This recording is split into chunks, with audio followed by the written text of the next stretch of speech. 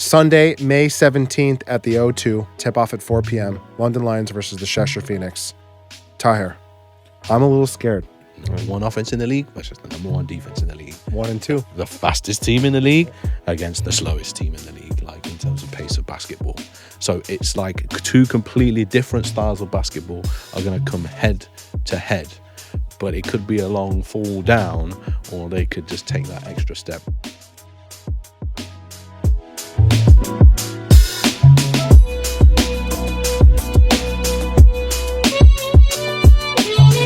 Hey everyone, welcome back to Baseline, the London Lions podcast. After a few week break, we have a full house today. Very exciting guest. We have Lenz, Balan, President, CEO of the London Lions. Welcome back. Thank you, brother. You got called up from the bench. I know. It's a deep bench. We missed you. We missed you. I have some good questions for you today. All right. A lot of questions are directed to you, so it's good to have you on the pod to answer them. No. Whether you like to or not. We have Darien Nelson-Henry, Leicester writer turned London Lion. Welcome to the show. Thanks, Brian. Yeah. I have a lot of questions for you, too, having beaten the Lions in the playoff final. Who are you rooting for? Great question, Bills. Wow. Very true statement at all times. I did catch myself one time, though, when they called the basket off because we pulled on the net. I was like, no! I was like, yeah! Tahir does the same thing. And first time, edge on the seat when that little run was happening up by 11. Seriously. Sheesh. First time guest. You all know who Tahir is. Legend of the British basketball community. Thanks for coming on. Oh, I appreciate it, guys. His availability is matched for once. A lot of pressure on you. Seriously. We've been trying for a while. Can you help me host these two guys? We got to keep them in line. No, I'm not getting paid to host today. But You're not? You're just a guest? You're a pure guest? Pressure's back on me. All right. Let's get into it. We have gone through the quarterfinals and semifinals of the playoffs now. The London Lions have defeated the Newcastle Eagles and the Leicester Riders. Two OGs of British basketball, two of the most prestigious clubs we have taken down on our road to the playoff final, which it had to be Cheshire. Cheshire in the playoff final. Can't wait to preview this. We're going to kick it off, though. Do we like aggregate scoring? Darien. Oh, don't put me on the hot. You already know my answer. No, we do not like aggregate. We don't like aggregate scoring. I think in the rest of the basketball world, if you look at Euro Cup, Euro League, if you look at the NBA, it's all best of series. And I think that should be continued over. Tahir? I mean, I've grown up with aggregate scoring, so I'm not knowing any better. No. Obviously, best of threes would be great. But if you want the long answer, I think obviously it comes down to facility availability. Also comes down to, some of the teams that are lower seeding and maybe are still growing clubs, etc. Their opportunity to have two home games is then very limited by that situation as well. However, in the honor of competitive sports, it should be, of course, best of game series. Lenz, when can we see best of scoring as one of the stakeholders of British basketball? Like I think best of scoring makes a lot of sense. I think over time we'll get there as a league.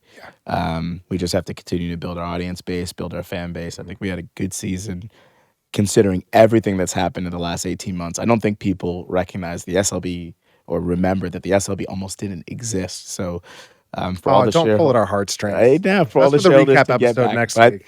The hope is next during the offseason, we could start working on some of the issues collectively that actually are obviously glaring problems that we need to work on as a league in order to continue to improve our product and make sure it reaches the level of talent that's on the floor. Because the level of talent that's on the floor now is unreal, better than it's ever been. So it's getting better every year. That's really exciting. Yeah.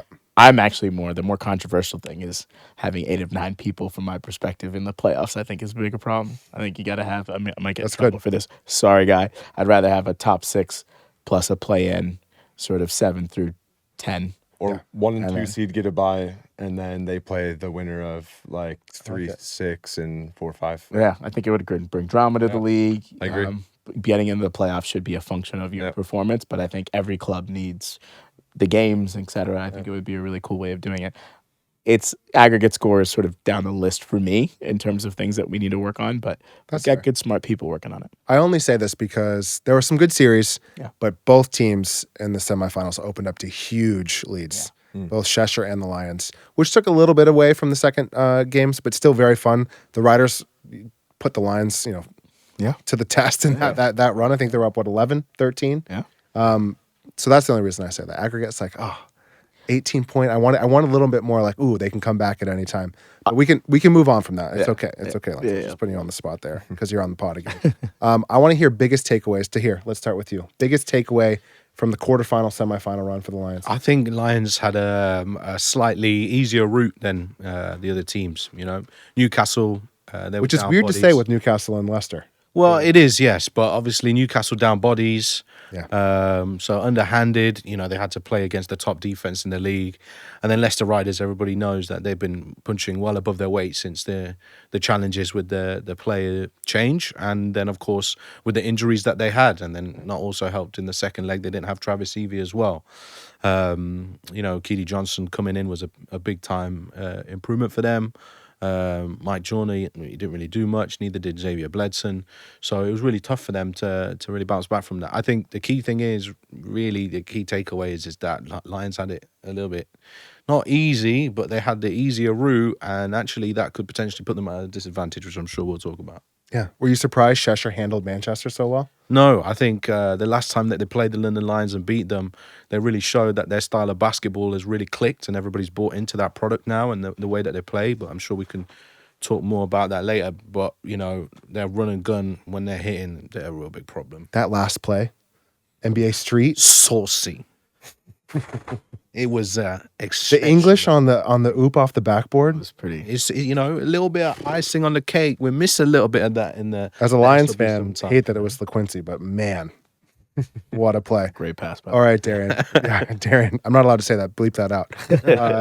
Darien, biggest takeaway from the playoff run. Yeah, I mean, I think both of you kind of hit the nail on the head, right? Newcastle, Leicester. If you look back at who's won the finals the past 5 go rounds, it's been one of London, Leicester, Newcastle. But they were both down bodies. They were both having a little bit of a rocky end of their season. Riders on a bit of an upswing, but nonetheless a bit of a tumultuous season. Flynn came in to kind of save the end of the season. Yeah, absolutely. Yeah. I think it was a good platform to let a British up and comer shine. You know, and you always got to be ready when your number is called. You know, you don't want to prey on anyone's downfall. You don't want injuries. You don't want any other issues. Anyone to get sent home. Whatever it is. But when it's your time to shine, you got to be willing to step up. And I think he did just that. And in terms of the like Cheshire, Manchester, Surrey side, I didn't watch a whole lot of it, if I'm being completely honest. But you can tell a lot from the box scores, and I'll tell you what, Cheshire's looking like a dangerous team. They can shoot the lights out. They can score a ton. The 123, right? 123, I thought that was aggregate for a second. Yeah. One game. Yeah. One game. Yeah. Len's biggest takeaway? Ooh, biggest takeaway. When West Ham are playing, we can get 4,500. Yeah. No, you know what? That's a good point. You know, the crowds across the league, and I can speak for ourselves, like, we're really good for both the quarterfinals and the semifinals. Unfortunately, and this is one of the big issues that we generally have in British basketball, it goes back to your point, is not having control of your venue means that in one of the most important games of the season, you've got to move to a completely different venue. It costs a lot of money, a lot of time, a lot of effort. And with our new We have team, to set up complete. it was We have to build the entire Yep. arena from scratch. and then rebuilt it back in the copper box. So I think biggest takeaway is we've got a really good group of people at the London Lions who are working really hard and doing really good things. And I'm really proud of like what we're able to do to get the sort of playoffs set up this season. So I think that's probably my biggest thing. I think I was really proud of all the work you, Darien, Abby, Christian, Derek, Kai, the whole everybody team. who's Not Hamish. not Hamish. No, absolutely not Hamish. The whole team really put a lot of effort into it. You, Tahir, Stan, in terms of bringing a lot of energy because our DJ Cats, don't want to miss DJ Cats. DJ Cats. DJ Music's a little Cats too loud, though. on the Music's ones a and little twos. too loud. No, well, you know, I noticed Right. a few comments about that, and well, that's got nothing to do with DJ Cats. That's got everything to do with the sound team. However, you know, learning and growing, you know, Yeah, we'll fix well, it. and DJ Sins, who big was shout, great. stepped in, in. DJ and was SDS as fantastic. well, also stepped SDS in. Yeah. also stepped in. Our entire staff in terms of making a great thing, and our fans are growing. They're excited. Great crowds. They're wearing their scarves. So loud. They're both making games. so Yeah. much noise, and it was amazing. And I guess one more thing is we got a chance to celebrate some of the top young basketball teams in London. I thought that was really cool to get the community in there. So it was really good to see the the work ethic and the fan engagement. Yeah, that was a good one. If there's a 60-second trailer for the playoff run, what moment stands out? I'll kick it off as you guys think. If Tariq had pulled off that dunk in Crystal Palace Yeah. that he went for, that would have been crazy. So that would have been it. But I think the Chaundi Brown Jr. dunk at Crystal Palace, off of the Tariq steal, I think. But that was like one of the best dunks I've seen in Crystal Palace too, which is a great place to like film the dunks, the photos in there. So the Chaundi Brown Jr. dunk. Are we not going to talk about the Shavar dunk in the fourth quarter of? Do we call that a dunk? I asked Derek. Did you see this? I think it was a bit of a scrape, really. Yeah. It was like I have the photo sequence of it. For the vibes. Fully palmed above the rim, and then he just kind of let go. That's what real dunkers do. I wanna That's what give- Wemby does. True. I want to give a shout out to the strength team, DeMontis Jordan, because we've seen Cam McGusty. Cam McGusty got up. He was really high up there. We've seen Aaron Rye dunk a few times. He's not a guy that traditionally has been a dunker. Shavar Reynolds, like I think. So we're gonna give Shavar the dunk. We'll let the. I'm gonna give. Is this a dunk? We'll put it on social. Given the media. fact that all the guys who don't traditionally dunk are dunking now, Yeah. I'm gonna give Shavar the dunk. That says something. So the takeaway for me is the quality of our PT, strength and conditioning. Shout out you guys. Shout out EJ, Jordan Godfrey. Jordan Godfrey, Godfrey. DeMontis. Amazing work. Just pounding 50 grams of creatine every day. Daily. Biggest moment. Biggest moment. Any highlights stand out to you? We can go to Tahir too.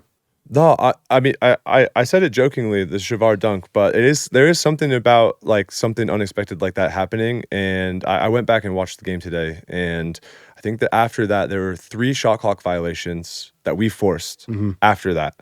Huge. Joel dove on the floor. Just the adrenaline, you think? The adrenaline, going? and keep in mind this is a period of the game where the tide is turning back in our favor. Yeah. A big play like Big that momentum happens, swing. and then they're desperate. They're hucking up threes, and we're still getting shot clock violations. Like that is intense pick me up right there. And I said it in jest, but I actually stand by what I said. Yeah. I really do. I like it. I was going to be a little bit of a hard ass, really, and say I'm not taking any moments from this because we've played better against tougher teams, and actually we're achieving, or our standards are higher than what we've achieved in these current playoff games. So Interesting. You think we're underachieving? I would say that. I would say what my biggest takeaway is that actually we are better than what we played in the playoffs, semifinals. Do you think the aggregate? Do you think has anything to do with it?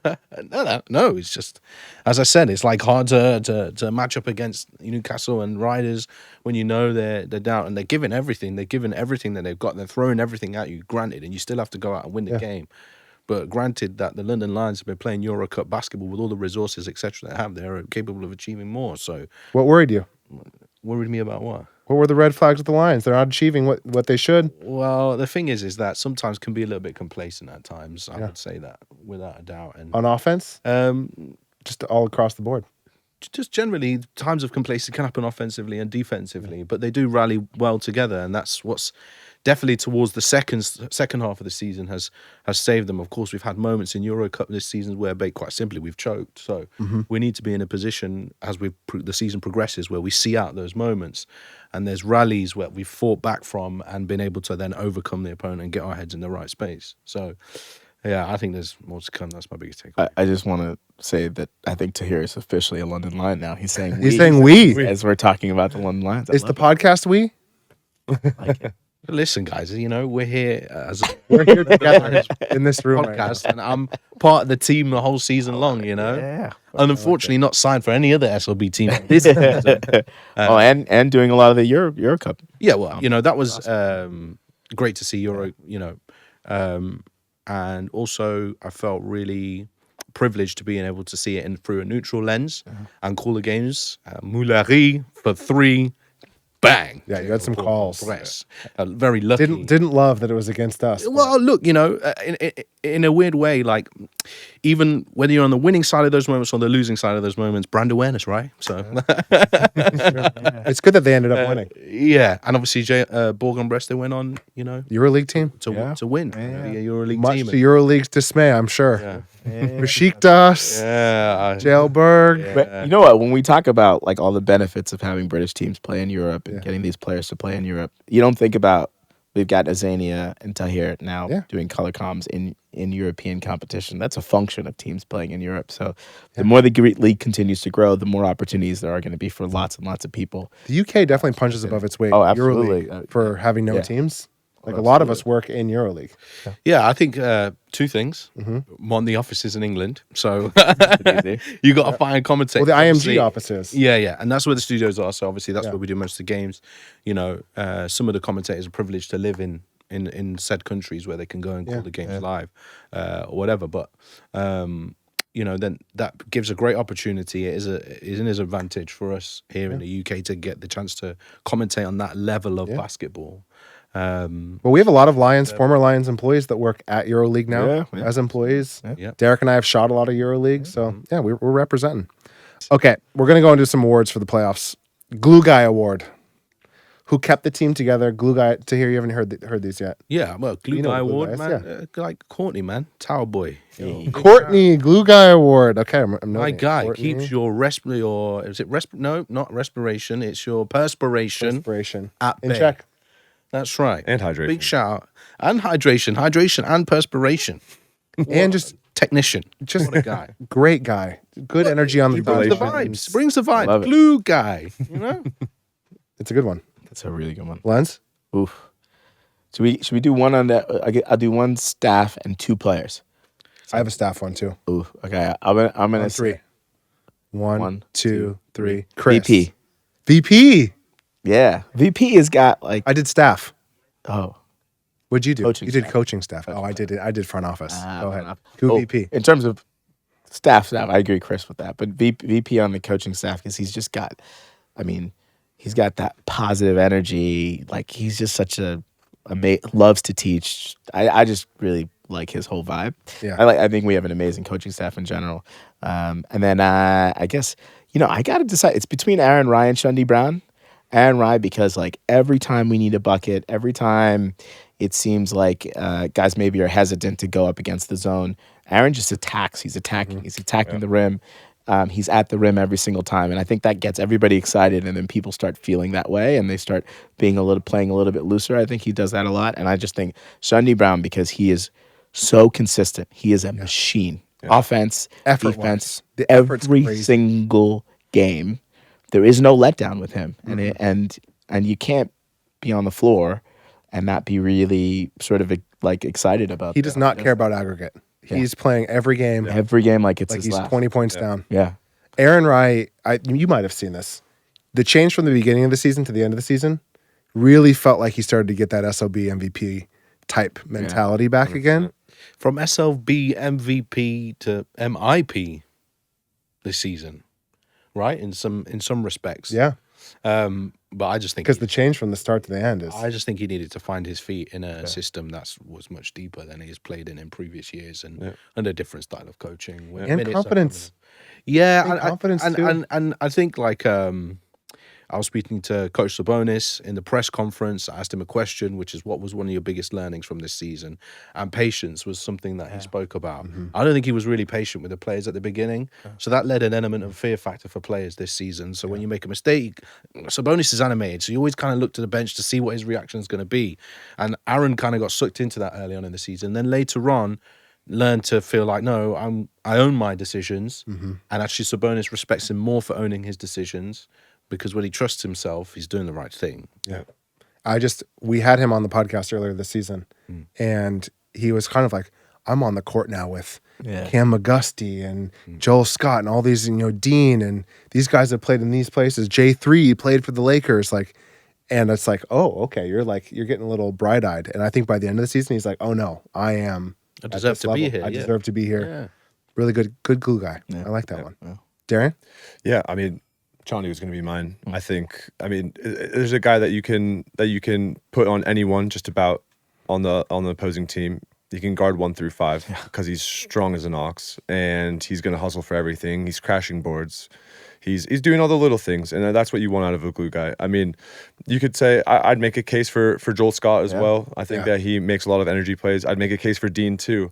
And most of this time, I think when you think about a glue guy, it's never really offensively motivated, right? You're thinking about guys who take a charge who make that extra dive out of bounds, and I've seen that from a lot of those guys throughout the season. And so I don't think my answer would change very much. Yeah. Like you said, I think it's a consistent effort from CB. I think it's a consistent effort from Joel and Dean, and so I'd hang my hat on any of them any given night to make. I don't think there's a bad guy on this team. Right. I think 100%. 100% easily win that award, and I wouldn't fight you with that. Yeah. Mine was staff. Chris, our operations manager, Yeah. Workhorse. having to change the court to Crystal Palace, whole new ticketing system. Like I don't know if fans realize the amount of work that it takes to go to not only run a game in your normal arena, but change arenas, Yeah. especially at the level of a playoff.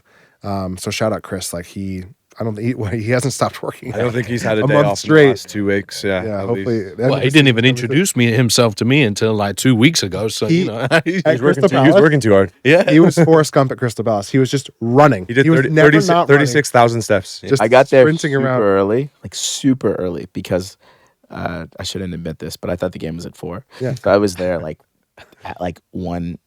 Chris was there sweating. Yeah. He'd already worked Running the whole around, day, just running running. around. I was like, dude, what can I do to help? And he's like, no, I got it. And he's He figured out that if he ran to you, it would be faster than calling you. He would just run to your location in the arena. yeah. Shout out Chris for that. Yeah. Vibes Award. Can I lead this one off? Yeah. I think it's got to be Ovie, right? I was going to give it to Ovi. I think it's got to be Ovie, right? I mean, Great career, Ovi. The surprise retirement yeah. He's not done yet, man. He's got one more game. He's got one more Give game. him his flowers next announcement. episode. The retirement I mean, announcement. He's just generally But the announcement. he's just Agreed. generally Yeah. a fun guy to be around. Like he keeps it light. He keeps it. But like it's been an amazing career. And so if you want to talk about vibes, like what better to fight for? Good vibes going into the final. Like come on, that's kind of for me. It's a no brainer. As somebody who's now retired twice, so Yeah. Well, you're not retired. Hawks and Heat. Hawks and Heat. I forgot Met League, baby. London Met League. I was going to give it to Ovi too, especially getting the buckets, the and one Oh, at the end so of the good. first half, So like good. firing the team up at the end of the game coming in. Like that was pretty special. He gets my Vibes Award. You get Courtney's your Vibes Award. Oh, he was my glue guy.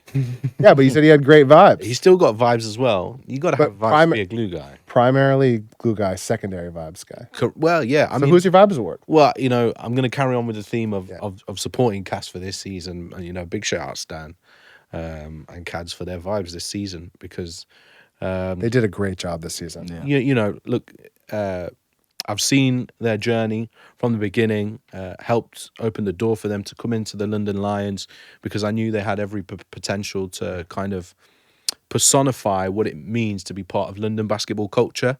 And the music's obviously great each and every single game. You see all of these TikToks and reels, etc. I went to a London Lions game, and the first thing they say, and the music was great. Yeah. After they say the men was hot, like that's what's next. The music's great, and then of course Stan, he's got beans, man. He's got so much beans, so much energy. What does that mean? I have no idea. You're talking to Americans. Okay, here. sorry, Americans. Yeah, beans means like you've got a lot of energy. It's like you're full of beans. That's what they say, right?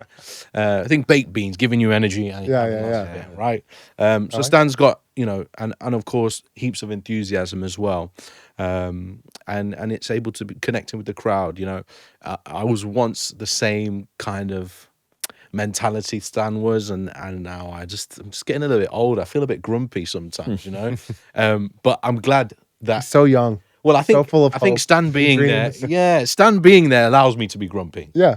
because then I don't actually have to speak to anyone really. Little yin and Like, yang going on. Stan will go and say hello to fans like I used to back in the day. I used to go say hello to every single fan, but Stan can be that guy now, and that's great. So Stan and Cads, they bring the vibes, man. I like it. Each and Can every I game. give an honorable mention to Lionel the Lion? By the way, By the way, Best honorable mascot mention. in the SLB. Yeah, by Very far. funny. By far. So funny.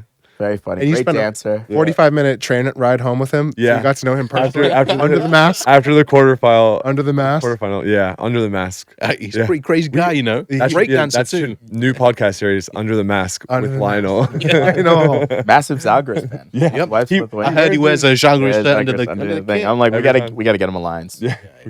Sweater. What a guy. What's your Vibes Award, Lenz? Oof. It's really hard not to go with Cap. Ovie means a lot to basketball in London. Means a lot to our fan base. Means a lot to me personally. I think I know that Cap wanted to retire on his terms. And all season, I think the guys in the locker room, how much they rally around him, how much they care about him, how much they want this to be a great season for him. It's so obvious, it's so palpable, and it was really. The emotional side of the sport are the things that are just really hard to when Pat gave the trophy, the cup trophy to the team. You can see how much that meant to him, right? He was almost welling up, and then obviously seeing how emotional Cap was in front of his family and all of his friends was just like such an incredible moment. I think the high moment of the season for me, and Cap's always a line, as far as I'm concerned, very important for this club, and hopefully we can get one for him tomorrow on Sunday. All right, we're going to go into SLB Awards. They will have all been announced by the time this goes out. Dean Williams, Tariq, named All British Team of the Year. Tariq, Dean, Charlie Brown Jr., All Defensive Team of the Year. We got 3 in there. Joel Scott, Dean Williams named All League Team of the Year. Tariq Phillip named SLB Defensive Player of the Year. And Coach Sabonis, Coach of the Year. Huge number of Lions players in the awards this year. Tahir, give me your takes. What do you think? We packed it out. I mean, yeah, without a doubt. I think I'm. You aligned? I think from the defensive standpoint, if you're the number 1 defensive team in the league, why wouldn't a lot of your players be in that one? So that goes without saying. We talk about Charlie Brown, as you mentioned, his versatility from a defensive standpoint. We talk about Dean Williams and his just bouncy blocking ability as well. And then Tariq Phillip just being a dog without a leash on top of you, right? And then, that leads into Sabonis being the coach of the year. Goodness. This guy's so busy. He's the CEO. He's busy. Just put it on Do Not Disturb while I'm dropping bars. Yeah. You got to talk more into the mic, too. You're a little quiet. Sorry, mate. I can do that for you. It's not a problem. You're very intimate, though. It's a little ASMR over there. With defensive player. Yeah. That was my big question for you. These two are biased. Yeah. Well, should it have been Dean? What instead of Tariq? Yeah. Well, what a battle. Without actually going deep diving into the specific stats of the situation, I think when you think of Dean Williams and his average, what did he average blocks per game this season, Dean? I think it's less. I know he did well in the Euro Cup, but I'm not quite sure about how he did overall in the SLB this season. I'm going to tell you exactly now. Dean Williams. What's the stat called when someone goes? It's 0.6 blocks per game. Okay. Yeah, but is there a stat for when someone goes into the paint and looks at you like Wembley and goes back out? And they go back out. There's a lot of those. There's a lot of those. Of course. I think you're in, like, the numbers don't always show. I think a lot of players avoid going to the paint because of Shots Dean Williams. deterred. And I think sometimes the impact of the shots that he but if you're deterred is Cheshire, so aggressive. you're not going to the paint anyway. So That's true. It's right. So Tariq Phillip, 1.4 steals per game. I think scary too. Yeah, but also his communication, his positioning, his ability to be smart in his decision-making IQ. When Coach Sabonis plays a lot of take fouls, trying to stop teams in transition and also slow down the game to London Lions pace, etc. Tariq's also instrumental in trying to orchestrate that process as well.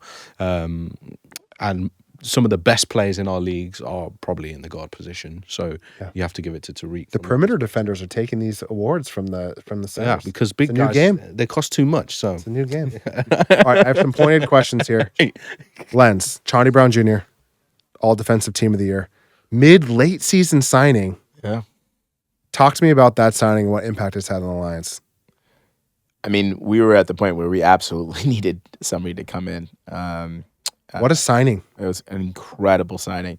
I think, we had a lot of, the injury profile of our team in the first half of the season with Euro Cup, for most of Euro Cup, was really unprecedented. Like, literally the guys that we walked in thinking, these guys are going to be our main guys playing in Euro Cup competition, and for the number of injuries we had, it was really difficult. And Shundi was a huge boost to that team that basically had been decimated by injury first half of the season and the entire season since.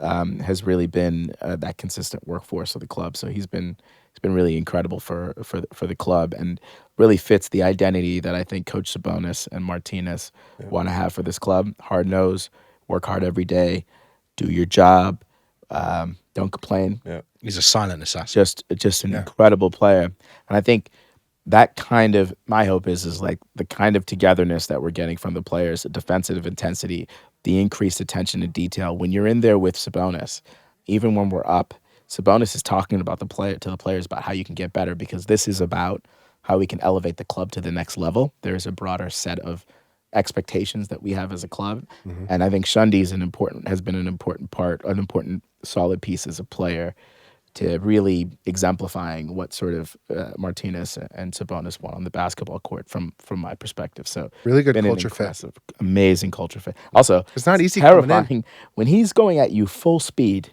on a fast break. Like, I don't know how anybody stays in front of that guy, but it's been Great guy too. Like culture amazing. fit coming Yeah, in. he's got the Joel Scott amazing guy, glue guy kind of attitude. Also, that the two most jacked players. It's Mitch unbelievable. Clark, Is there a correspondence? Is there? Mitch Clark, who had a great season, by the way, for Newcastle.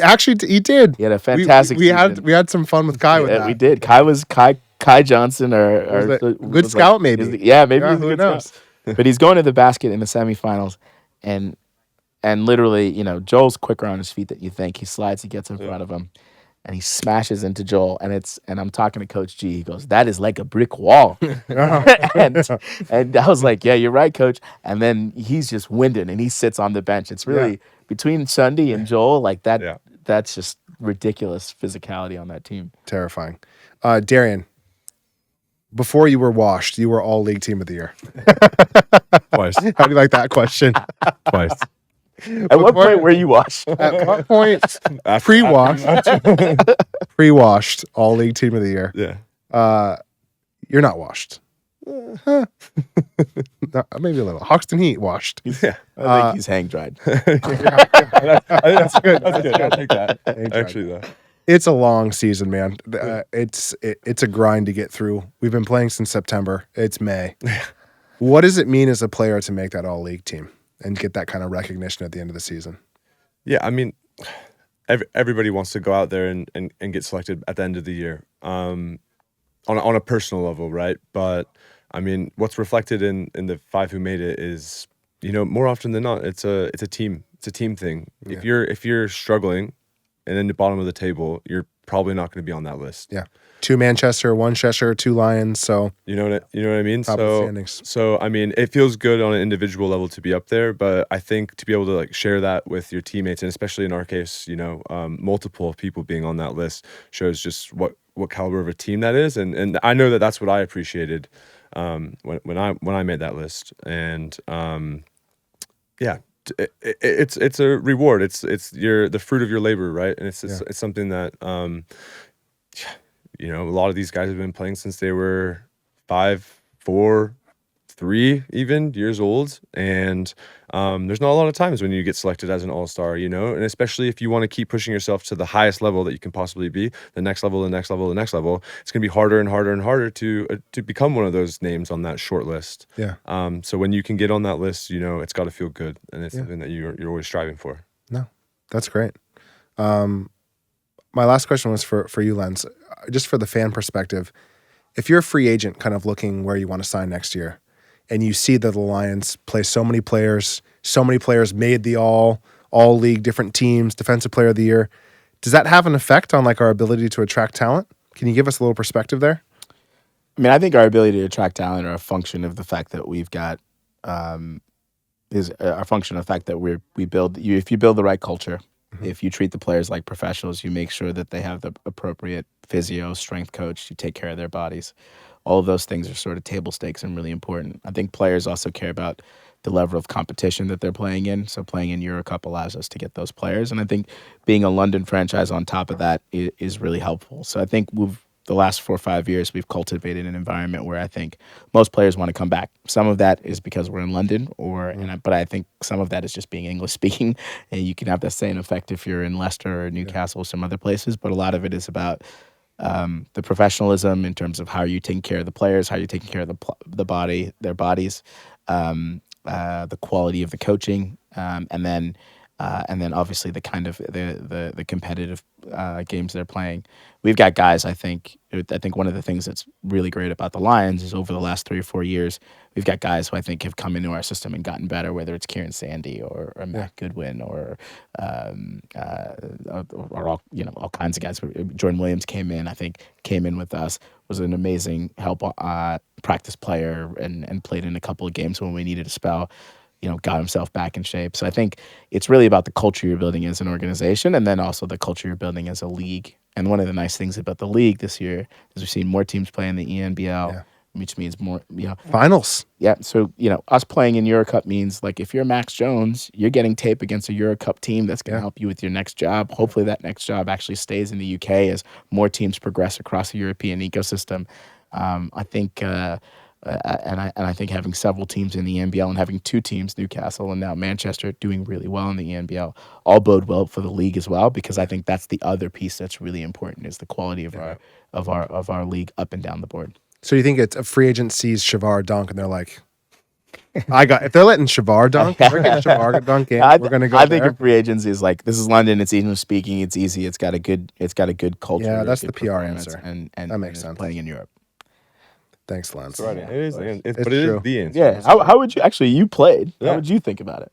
Yeah, I mean, If 2 countries, let's put it into a bit more perspective, because we're just saying London, but the reality is, if you're a free agent, you want the check. Like, it's just a Yeah. So if 2 different countries are offering you £10,000 a month, right. okay, one is in Kazakhstan for playing for Almaty Eagles or whatever they're called over there. I have commentated in the Kazakhstan league. Anyway, or the London Lions. Yeah. Okay, let's make it a bit more appealing. If you're playing a Lithuanian competition or in at the London Lions, 10,000 each side.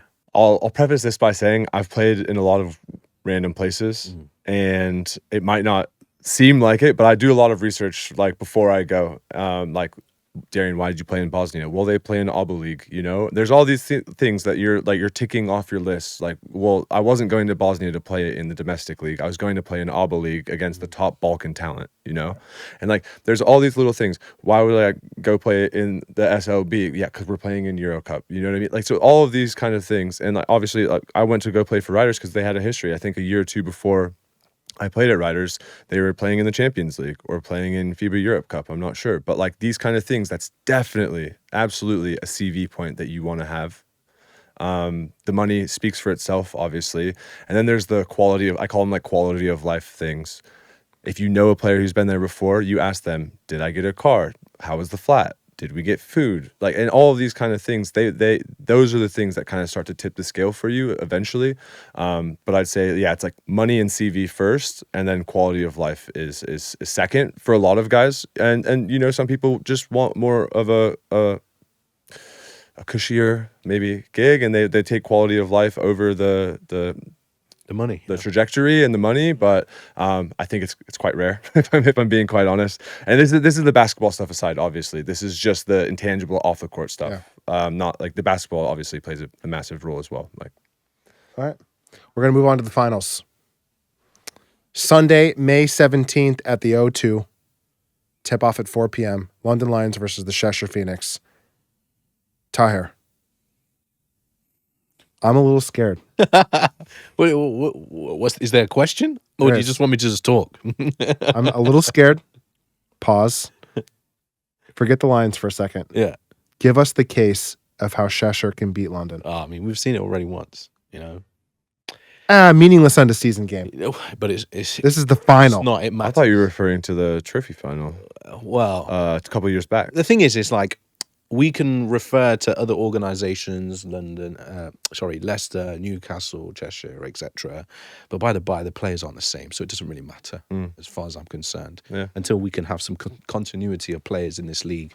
We talk about franchises winning, and we're actually talking about their ability to recruit and put good teams on the floor, rather than actually that group of players. For the most part, there were cases for Leicester where they had a group of players, cases for Newcastle, etc. Anyway, Valid. I digress. Yeah. But for this situation, I really like this Cheshire team, man.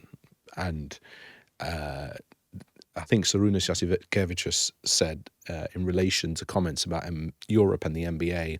He said everybody in the NBA plays the same way. Before, there was a situation where you kind of go coach against coach and you find out who plays the better way, right? Or whose way is more effective, their philosophy. I'm a big fan of that from Coach Jasikevičius. And so this is it. You couldn't be any more opposite. Like, number one offense in the league versus the number one defense in the league. 1 and 2. The fastest team in the league against the slowest team in the league, like in terms of pace of basketball. So it's like two completely different styles of basketball are going to come head to head. And, you know, I think if London are able to use their fouls correctly, they're able to play incredible defensive transition and contest every possible shot that they can, then they put themselves in the best possible position to win that game. But if Cheshire are making their shots and are playing at a high level of confidence, draw London into making too many fouls to slow down their transition, or and essentially find different ways to score the ball with Pat Robinson going to the rim, etc., then they could prove to be too much. And what worries me is that London have played Newcastle and Leicester underhanded. Once again, they threw everything at London, but Cheshire at full strength. And Cheshire at full strength. One game. Absolutely. No series. Slapping Surrey, absolutely slapping Manchester. And now they are on the highest of highs. But it could be a long fall down, or they could just take that extra step. I was listening to the Skylar's his interview with another podcast. Skylar White, the starting center. Skylar White, Skylar White. And he said, you know, me and Q, we owe London one. We owe them one.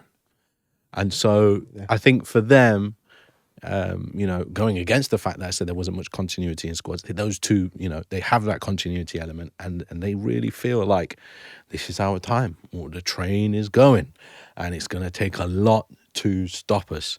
I think my conclusion on it all is that it's all up in the air.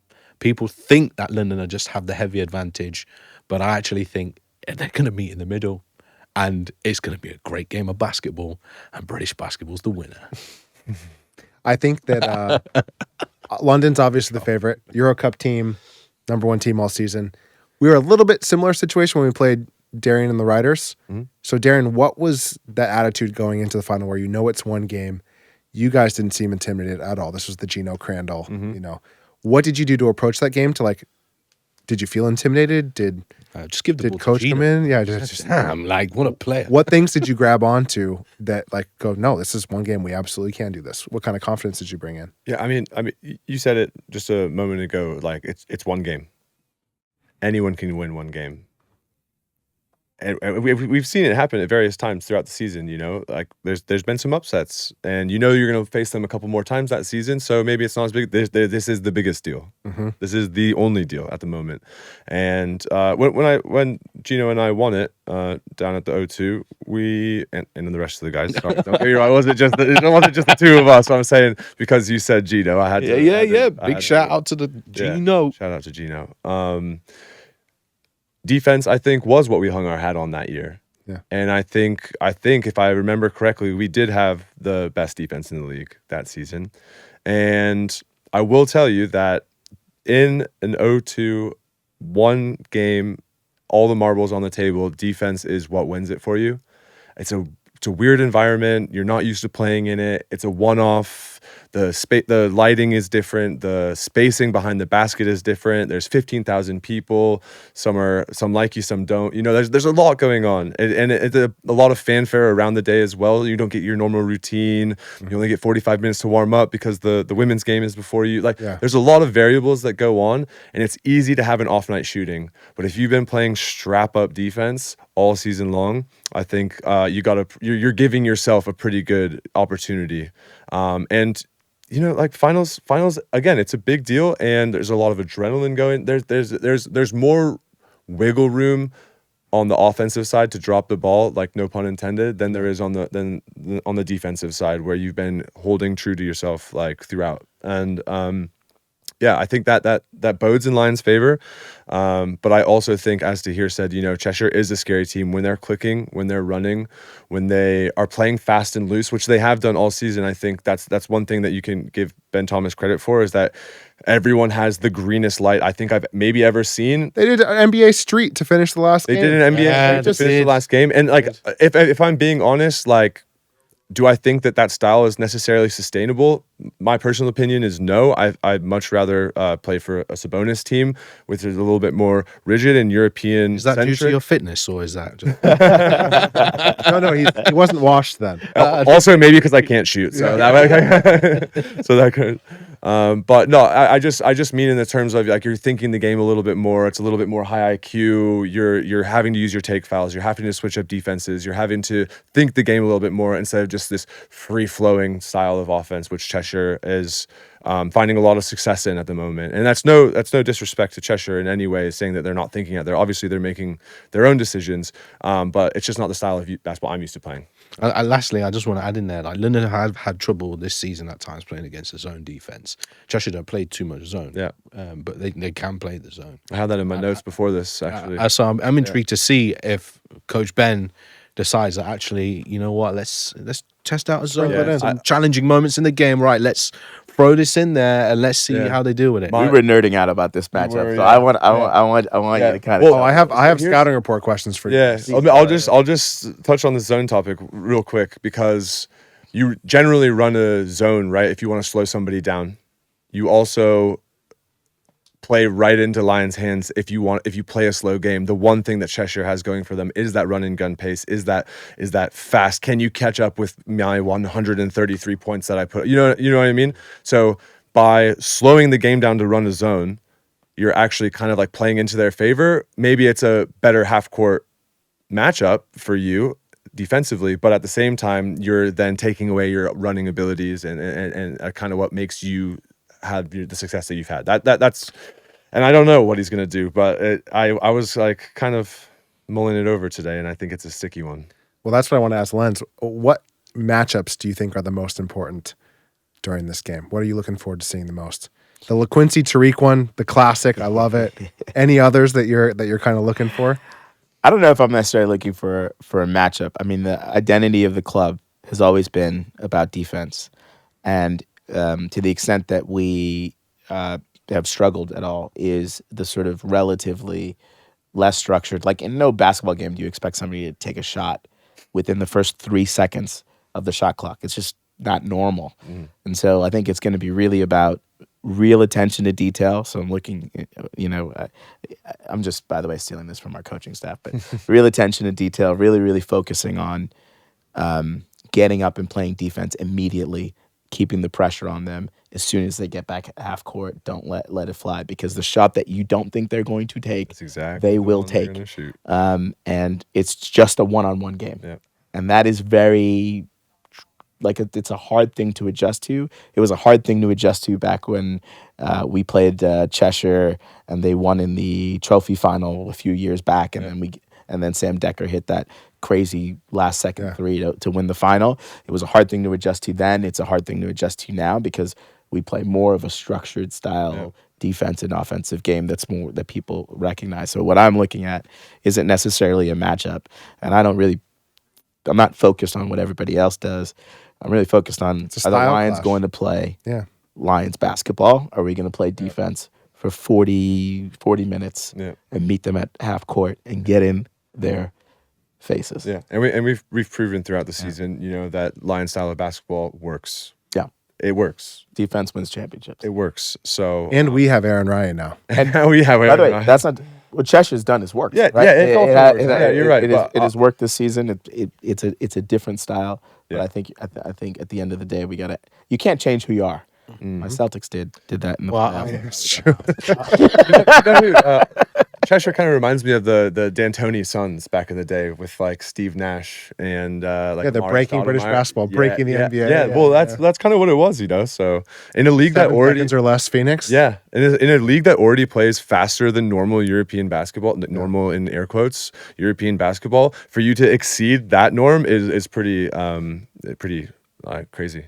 Well, I was listening to big shout out to Dan and Dave and their podcast. They said that every team that are going for the sweep in the playoff championship final have never lost the playoff championship final. Way to jinx it, dude.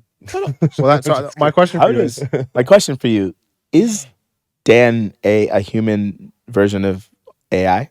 Well, the thing he actually no, It's he has called to. Quad. actually He has an AI created. now. He's actually created an AI tool Yeah. for British basketball stat Actually, questions. Have you tried it yet? I It's thought it was actually just the Yeah, magic yeah, he spreadsheet. did. He did. so- Yeah, Yeah. yeah. So you the Dan AI. it is the magic spreadsheet. Yeah, He's yeah. finally put it into into a form that anybody nice. can. Obviously, he's got a few bits, but like It hallucinates a little bit, yeah. I mean, look, just like Dan might.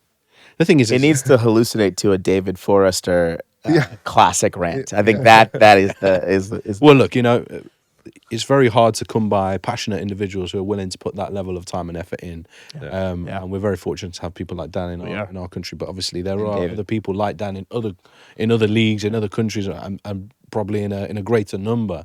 And we probably need a young Dan to come through at some point with a little bit of pizzazz.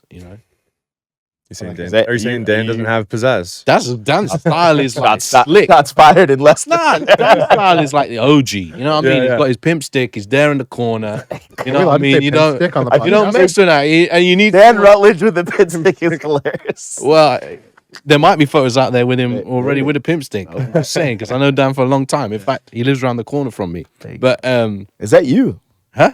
Are you the new? No, hell no. My spreadsheet game is just nowhere near that, man. I got to have a piece of paper to tell me what's happening. All right, Tahir. If the Lions win, let's talk legacy. Where would this team rate in British basketball history? It's a very difficult question. Yeah. In terms of like the teams that have won the actual final, We win the quadruple. Where do we rate all time? I find it difficult to quantify with knowing the variety of resources that exist in the SLB at this moment in time. So I find it difficult. It's a weird stage of the league. So Yes. It's like, okay, great. Like they've achieved something that's spectacular, but they have had the resources to do it. Whereas I love an underdog story and I prefer a situation where someone comes from absolutely nothing and then just takes it all from under your The feet. teams who have won the quad, haven't they been relatively more prosperous financially? Whether it's maybe not through investment, maybe through whatever. Yeah, resources. They've all been is the word, as I significantly. said, I use, They've always had more resources significantly than everybody else. I don't know what the gap is, but yeah. So like, I just think, I think only we can look back 5 years down the line and tell, rather than knowing now how impactful it is. Because if we look back 5 years, if I look ahead 5 years, and we realize nobody else has even come close to doing that, and the league has just got better. So like, and then you would actually be like, well, actually, then it was pretty dope. Lenz, what would it mean legacy wise? um, Or you're not even thinking about it yet? Martinez will not let us think about this. So we're breaking some rules. no, I don't think. I don't know what it means from a legacy perspective. I think we've got to really focus on what the long-term ambition is for the Lions and for the league. That's really the focus, and the long-term ambition for the Lions and So league. you're like job not done even if we win the quadruple. I think he's I'm saying like this job is the not foundation. done. If we win the Euro Cup, Job not done. Yeah. I like it. Right? It's just a stepping stone. This is a stepping stone. This is a necessary part of a really important journey. No, I But like I do that think framing. it's really important to acknowledge the teams that have done it before, because it's not easy. It's not. It doesn't matter what the gap is. If you're Newcastle's done it a bunch. It's like they've had all kinds of crazy. It is a difficult thing to do. And don't forget, That's what people have done. Cheshire Phoenix back in the day, just the Jets. Yeah. The jet wash, The jet So wash. people up them sides, they're not adverse to these situations, without a doubt. Yeah. We've talked about like middle of January, February, winning the trophy is not easy. Yeah. That is a tough season. Okay. I like that way of framing it though. Yeah. This is a necessary stepping stone. Yeah. If we're going to be the best team in Europe, got to win the quad. Yeah. All right. I need you to write down or remember, just pick a UK brand. Any UK brand. Darien, you pick any UK brand. Is this like a magic trick? Are you reading my mind? This is kind of a magic trick. Yeah. I love it. You have it in your head. Don't change it. I have it. I you have have it it? in my hands, yeah. First one you can think of. Yeah. Okay, got it. Lenz. A UK brand offers the Lions £10 million to sponsor next season, but they get to pick the team name to be their brand name. Do you take it? The team name to be It's now the London brand name, so the London or the brand name Lions.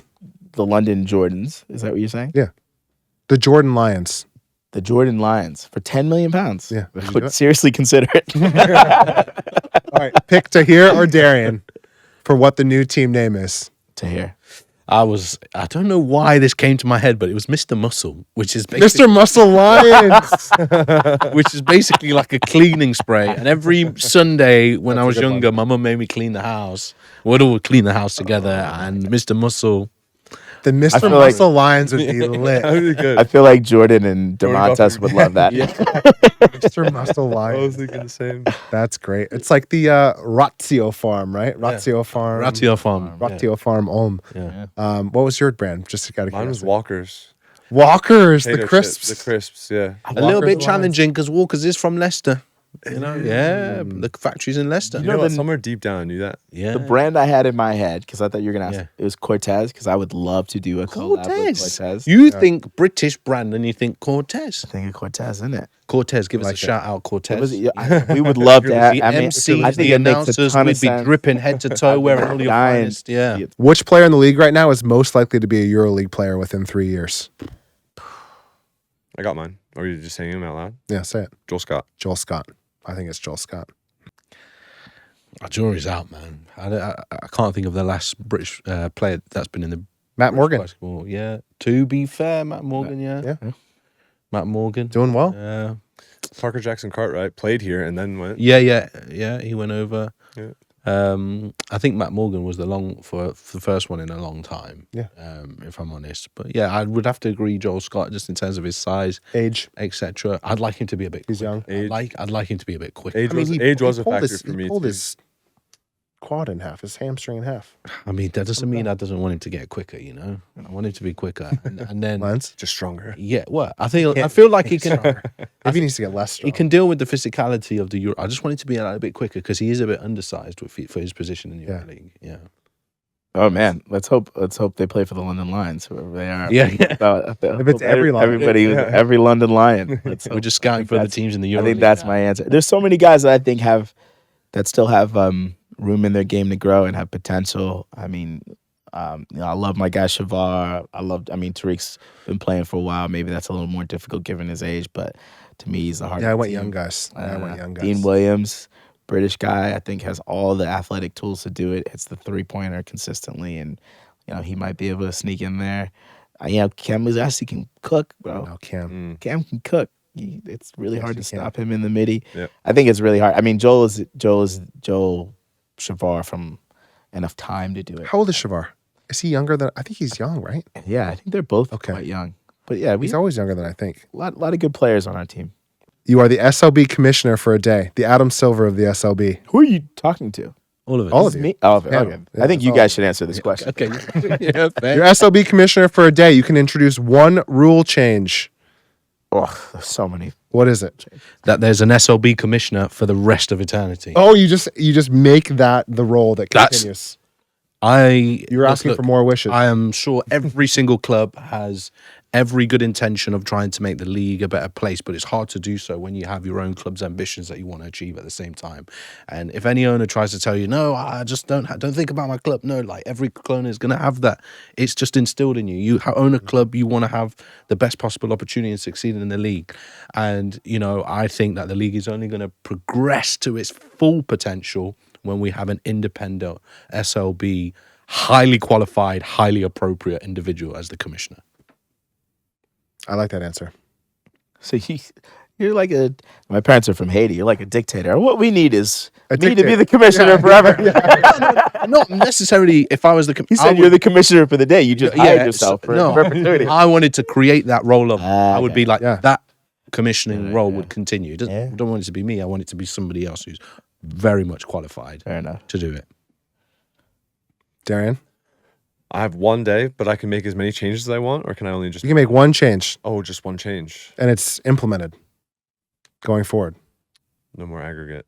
No more aggregate. That's a good one. I don't know. Like honestly, there's a couple things that I would maybe mention, but I think basketball format is intended to be consumed over a series, especially for important things. So yeah, I would do no more aggregate. Of all the things you could do, not very- more aggregate. It's not very controversial, but Players named Darien get 10 fouls. yeah. Moving forward, we get a lot of name changes. Oh man. Yeah, I don't know. I can't think of anything much deeper than that. To be fair, like a lot of the things, like I think is a bit more systemic, and that there's a couple more issues that are at play that influence one another. I think the easiest thing you could do, obviously, I'd say like expand the league potentially. You know, I'd say a couple more things, but something that could be like boom, quick fix to make it more enjoyable for the players and the fans. More basketball. Make it a series. Lenz, I think it's just import rule. What would Martinez do? I think it would. I mean, for me, I think a league is at the end of the day, the ability to hire that is just a collection of clubs who are investing capital and their time in building out their markets, and we need lots of clubs playing in large arenas, trying to play at the highest level of competition, because those local rights are what make up that league rights. So the first thing is just whatever it would take to get more London Lions, more Sheffields, more Ben Pearsons at Manchester, more Denise Denise White at Cheshire. I think that's the most critical thing, because that's going to give you the capital to get your commissioner, and eventually it'll be like, there's too many crazy rich people in the room. We need somebody to take charge of them, and everybody will agree with that. So I think that's our biggest challenge. Until we can fix that, it's hard to fix everything else. Okay, last silly one. This one's from Darien, and then we're done. Would you rather get £1 million straight up cash right now, or get £10 per push up for the rest of your life?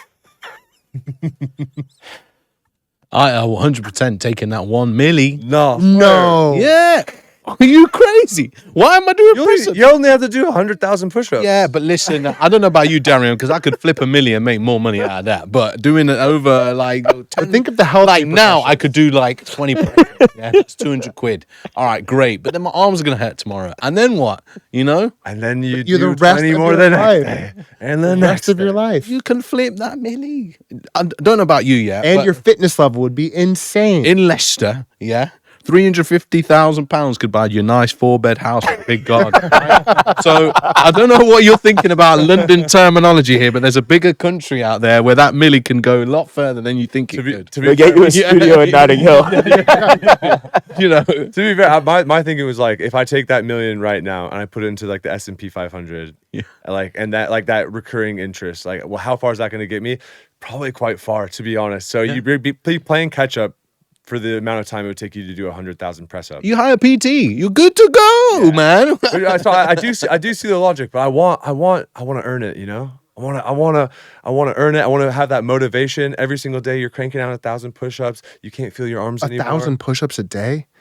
I think if you're just doing them in batches of 10, like throughout the whole day, That's a lot. Your body still remembers the previous 10 you did before in 5 minutes. It's going to take you a while to ramp up. you ramp up to that level. Yeah, absolutely. Yeah. Like I could probably do 5 now. Yeah, But but listen, there's nothing wrong with a little bit of a, little bit of, hey, Actually, here you go. high five, assist, Yeah. man. I'm still taking the push-ups, though. I stand by it. Generational wealth, baby. I'm taking the push-ups. I'm taking the push-ups. Oh wow, you guys are crazy, man.